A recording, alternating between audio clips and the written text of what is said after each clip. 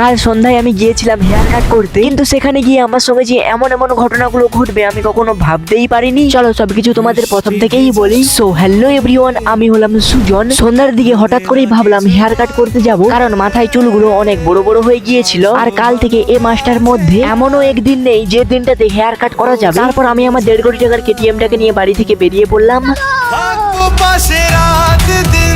Actually কি জানো তো, কাল থেকে আমাদের গ্রামে গাজন শুরু হচ্ছে, তাই এসব আর হবে না, তাই এখনই এসেছিলাম। তারপর কিছুক্ষণের মধ্যে এখানে এসে দেখি, আরে ভাই এটা কি, দোকানটা বন্ধ কেন? তারপর ওখানে দাঁড়িয়ে কয়েকবার দোকানিকেও কল করলাম, কেন জানি না কাকুটা আমার কলটা কেটে দিচ্ছিল। কি জানি কাকুটা হয়তো কাকিমাকে নিয়ে শপিং করতে গিয়েছে। সঠিক বলেছেন। কি আর করবো, তারপরে এই দোকানটাতে এসে চপ আর সিঙ্গারা কিনে নিয়েছিলাম। তারপরে এই দোকানটাতে এসে ফুচকা খেয়েছিলাম। তারই মধ্যে আকাশে বিদ্যুৎ চমকাচ্ছিল ও বাজ পড়ছিল, তাই কোনো দিকে টাইম ওয়েস্ট না করে আমি এখন বাড়ির দিকে যাচ্ছি। চলো গাইজ, বাই।